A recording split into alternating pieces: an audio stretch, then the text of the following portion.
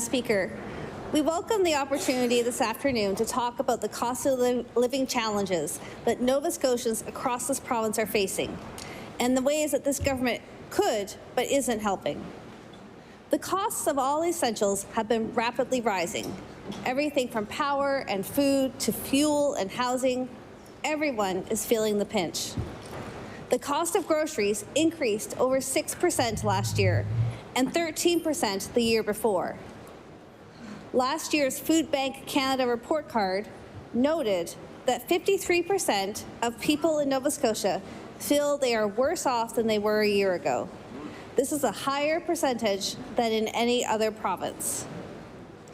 Power rates have increased 13.6% in 2 years, and families are struggling to make ends meet. We agree that people need a break.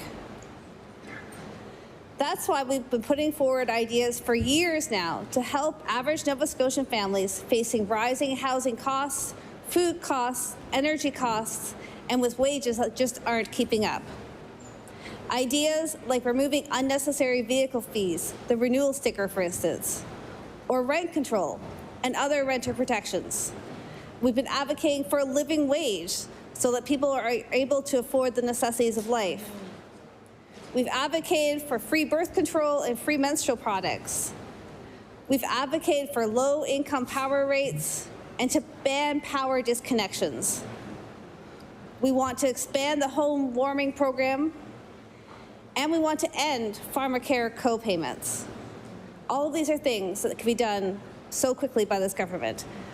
We want a universal school food program. We've suggested increasing and indexing the affordable living tax credit.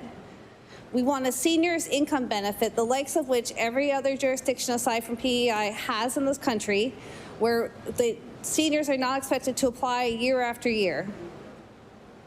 We want paid sick days and to stop tip theft. We want to increase and index the HART program. And we want to ensure that programs and investments have a gender lens and take into account the potential and needs of our diverse communities, our Indigenous and African Nova Scotian communities, 2S LGBTQIA+ folks, and newcomer populations. That's why we've been talking for a while now about cutting the HST entirely off all grocery products. Again, folks, this is a quick and easy change that would make a big difference for Nova Scotians. It's why the Nova Scotia NDP government removed all provincial tax off of family essentials, including children's clothing, footwear, and diapers, and all provincial tax off power bills and home heating. This is all because we believe that Nova Scotians trying to afford the essentials need a break from increasing costs. The Liberals were unsupportive of these measures. It wasn't that long ago that Stephen McNeil voted against taking the HST off power bills and home heating. In fact, the Liberals voted 8 times to tax home heating and energy. I think many Nova Scotians, like us, are skeptical of these big promises Liberals make in opposition. The Liberals have been promising a gas tax cut since 2009, and despite 8 years in government, with Zach Churchill in cabinet, this never happened. Why would Nova Scotia? You can't use the members' names, state you'd referred them by the title. I recognize the honourable member for Halifax City, Sable Island. I apologize. Thank you for the reminder. Despite 8 years in government, the leader of the official opposition was in cabinet, but this never happened. Why would Nova Scotians trust him on this? And I would like to table that. We're also skeptical about the math that Liberals are using here. Estimating people will save $650 per year is based upon a false presumption that we all spend equally. Those with more disposable income will spend more and will therefore benefit more than others from an HST cut. A cut to the HST will give more money to people buying luxury goods than the families who deserve the break. We heard some of the pushback after this was announced last month.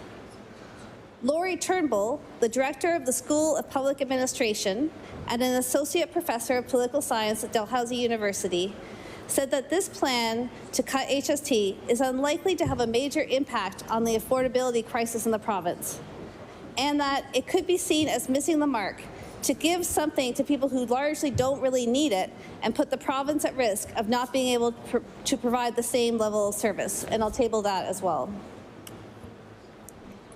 We heard last month from the Liberal leader that people need to eat, people need clothes, people need phones, people need the internet, and we agree. We've proposed no groceries should be taxed.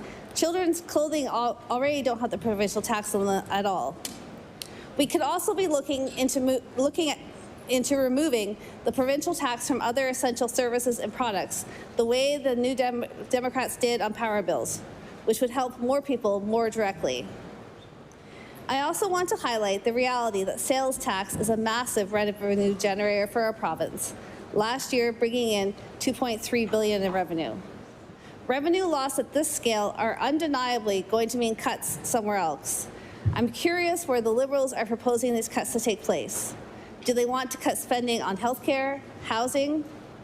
How would this revenue loss impact our ability to create a universal school food program, our ability to hire more family doctors, or build enough affordable housing?